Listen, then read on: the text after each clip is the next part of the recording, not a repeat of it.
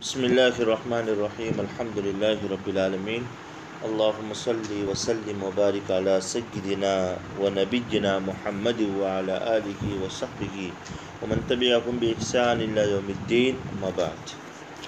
خیار عیب کا بیان چل رہا ہے۔ للمشتری الخیار بظہور عیب قدیم، کہ عیب قدیم اگر مبیع میں ظاہر ہو جاتا ہے تو مشتری کو اختیار ہے۔ اب کس چیز کا اختیار ہے اس کا بیان اس سے پہلے آپ کو کر دیا گیا تھا کہ یا تو اس عیب کے ساتھ اس چیز پر راضی رہے یا پھر وہ چیز بائع کو واپس لوٹا کر بائع کو ختم کر دے اور اپنی قیمت واپس لے لے۔ اس چیز کا اختیار اور ہر اس عیب کی بنیاد پر مشتری کو اختیار حاصل ہو جاتا ہے ینقص العین، کہ جس کی وجہ سے عین میں نقص ہو جائے یا پھر قیمت میں اتنی کمی ہو جائے کہ جس کی وجہ سے اس چیز کو خریدنے کا جو مقصد صحیح ہے وہ فوت ہو جائے، جبکہ مبیع اس جیسی مبیع میں اس طرح کا عیب غالباً پایا نہیں جاتا ہے، چاہے وہ عیب عقد سے متصل ہو یا قبضے سے پہلے پیدا ہوا، تو مشتری کو بہرحال اس کا اختیار ملے گا، مشتری کو جو ہے اس کا اختیار ملے گا۔ تو خیار عیب کے گویا کہ یہ شرائط حضرت امام نووی رحمۃ اللہ علیہ بیان کر رہے ہیں۔ پہلی شرط یہ ہے کہ عیب قدیم، خریدار کے قبضے سے پہلے ہی اس چیز میں وہ عیب موجود ہو، چاہے اب عقد سے پہلے ہو یا عقد کے بعد، کیونکہ قبضے سے پہلے وہ چیز بائع کی ذمہ داری میں داخل تھی۔ خریدار کے قبضے کے بعد عیب پیدا ہو تو پھر اسے خیار حاصل نہیں ہو۔ وَلَوْ حَدَثَ بَعْدَهُ فَلَا خِيَارَ إِلَّا أَن يَسْتَنِدَ إِلَى سَبَبٍ مُتَقَدِّمٍ كَقَطْعِهِ بِجِنَایَةٍ سَابِقَةٍ فَيَثْبُتُ الرَّدُّ فِي الْأَصَحِّ۔ البتہ اس عیب کا اصل سبب قبضے سے پہلے ہی پایا گیا ہو تو پھر خریدار کو مشتری کو اختیار ملے گا۔ مثال کے طور پر مشتری نے عبد خریدا، غلام خریدا، اور اس نے پہلے سے ہی جنایت کر رکھی تھی جب وہ بائع کے قبضے میں تھا، مشتری کے قبضے میں آنے سے پہلے۔ البتہ اس پر حد کا نفاذ مشتری کے قبضے میں آنے کے بعد ہوا، مان لو اس نے چوری کی تھی، پھر اسلامی مملکت میں اس کا قطع ید، چوری تو کی تھی بائع کے قبضے میں رہتے اور قطع ید ہوا مشتری کے قبضے میں آ کر، فیثبت الرد، اصح قول کے مطابق مشتری کو واپس کرنے کا حق حاصل ہے، اس لیے کہ عیب جو پیدا ہوا ہے مشتری کے قبضے میں لیکن اس کا سبب بائع کے قبضے میں۔ مثلا خریدنے اور قبضہ کرنے کے بعد زنگ لگے، لیکن معلوم ہوا کہ دراصل قبضے سے پہلے وہ پانی سے بھیگ گیا تھا، اسٹیل خریدا تھا، جس کی وجہ سے اب یہ زنگ لگایا تو خریدار کو لوٹانے کا حق حاصل ہے، کیونکہ اس عیب کا سبب ایسا ہے جو بائع کے پاس پیش آیا تھا، تو گویا کہ بائع کے پاس ہی وہ عیب پیدا ہوا تھا، بائع کے پاس ہی وہ عیب پیدا ہوا تھا۔ وَلَوْ قُتِلَ بِرِدَّةٍ سَابِقَةٍ ضَمِنَهُ الْبَائِعُ فِي الْأَصَحِّ،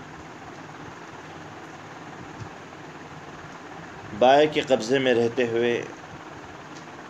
عبد مرتد ہو گیا تھا اور مشتری کے قبضے میں آنے کے بعد اسلامی مملکت میں ارتداد کی بنیاد پر اسے قتل کر دیا گیا،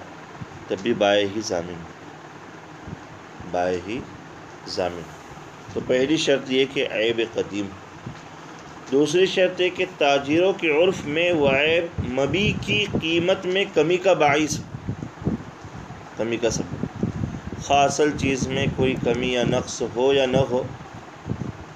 کیونکہ یہ بیع معاوضہ ہے اور معاوضے میں قیمت کا اعتبار ہوتا ہے، اور اس سلسلے میں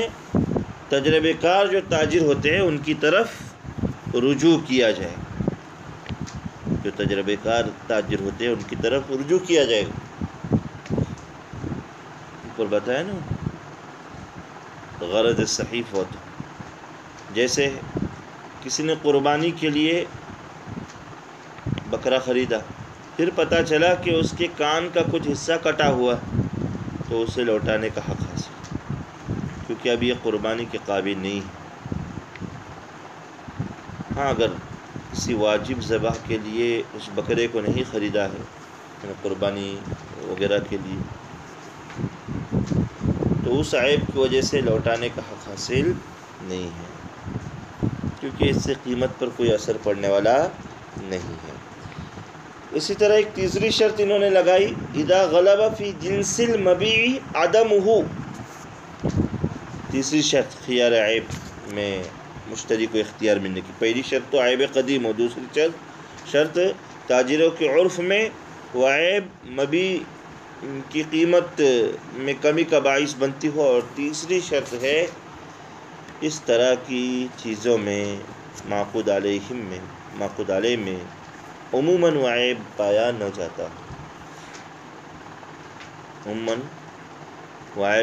جاتا. مثلا کسی نے کمپنی سے نئی گاڑی خریدی، ماروتی سوزوکی کی کمپنی سے مان لو نئی گاڑی خریدی، پھر معلوم ہوا کہ اس کے ٹائر جو ہے یہ خراب ہے، تو مشتری کو فسخ کا حق حاصل ہوگا، کیونکہ نئی گاڑی خریدی ہے اور اس میں نئے پہیے ہونے چاہیے، گویا کہ یہ عیب ہے، اس وجہ سے اسے واپس کرنے کا پورا حق ہے، اس کے واپس کرنے کا پورا حق حاصل ہے. تو یہ تین شرائط ہے. وَلَوْ بَاعَ بِالشَّرْطِ بَرَاءَتِهِ مِنَ الْعُيُوبِ فَالْأَظْهَرُ أَنَّهُ يَبْرَأُ عَنْ كُلِّ عَيْبٍ بَاطِنٍ بِالْحَيْوَانِ لَمْ يَعْلَمْهُ دُونَ غَيْرِهِ.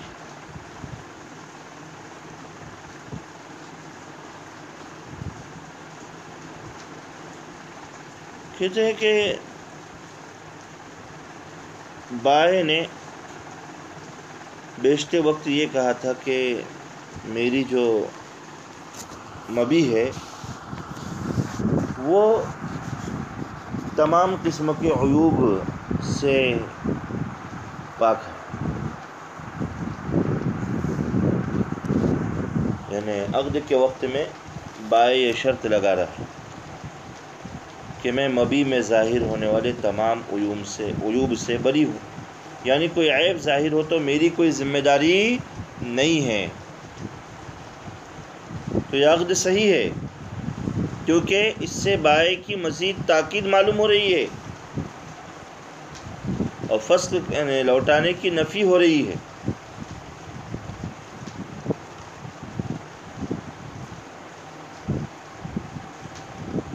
اور گویا کہ وہ اچھی چیز دینا چاہ رہا ہے، یہ ظاہر ہو رہا ہے.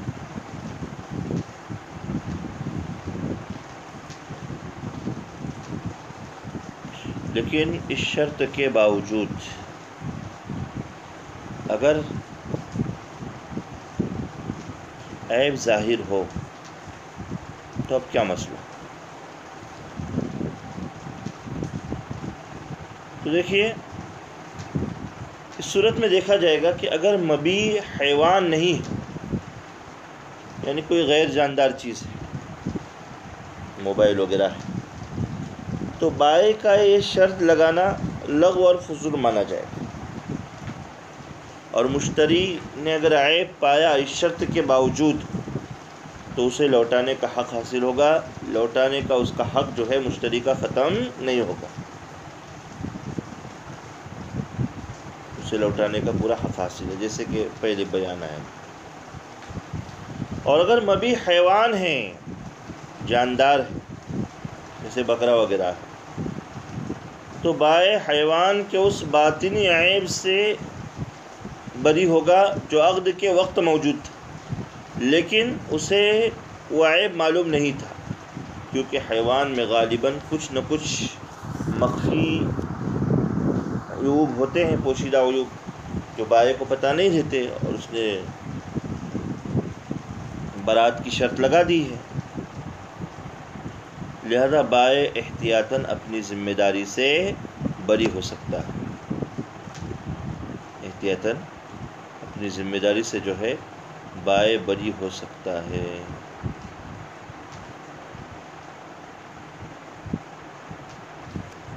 یہ بات دوسری چیز۔ تیسری چیز یہ کہ اگر حیوان میں عیب ظاہر ہو، نظر آ رہا ہے بائے کو کہ وہ عیب ہے، کان کٹا ہوا ہے یا کچھ ہے، اس کے باوجود ایسی شرط لگا رہا ہے، تو اس عیب سے بائے بری نہیں ہوگا اور مشتری کو حق اختیار ملے گا،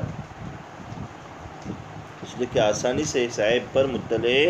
ہوا جاتا ہے۔ اور اگر حیوان کے باطنی عیب کو بائے پہلے سے جانتا تھا اور برات کی شرط لگائی، تب بھی وہ بری نہیں ہوگا، بلکہ بائے پر لازم ہے کہ واجب ہے کہ اس عیب کی صراحت کر دے کہ یہ عیب ہے، اس میں یہ بیماری ہے، ورنہ تو یہ دھوکہ ہوگا، یہ کیا ہوگا؟ دھوکہ ہوگا۔ عقد کے بعد اور خریدار مشتری کے قبضے سے پہلے جو عیب پیدا ہو، بائے اس سے بری نہیں ہوگا، کیونکہ شرط کا تعلق صرف عقد کے وقت موجود عیوب سے ہے۔ اگر آئندہ پیدا ہونے والے عیب سے بھی برات کی شرط لگائے تو اس صورت میں بائے بری نہیں ہوگا، کیونکہ اس میں کسی چیز کے ثبوت سے پہلے ہی اس کو ساقط کرنا لازم آتا ہے، اور اسقاط الشیء قبل ثبوت ہی یہ جائز نہیں۔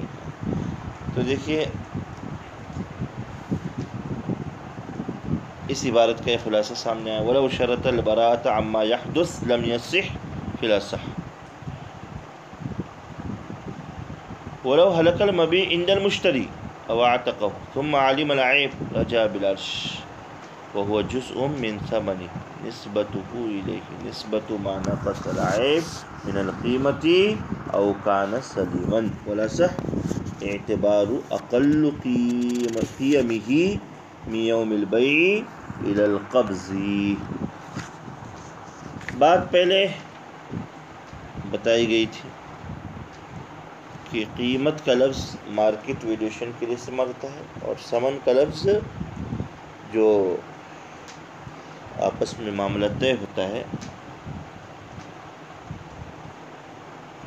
اس پر جو ہے اس کا اطلاق ہوتا ہے، عاقدین آپس میں جو طے کرتے ہیں۔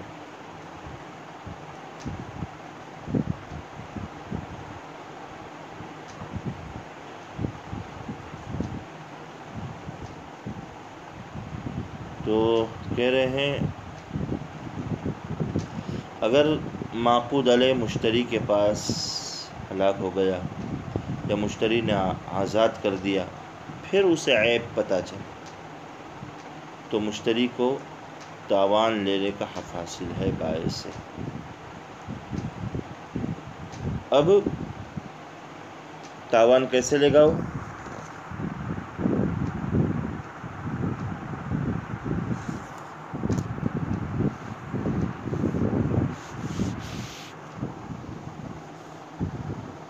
اب جو ہے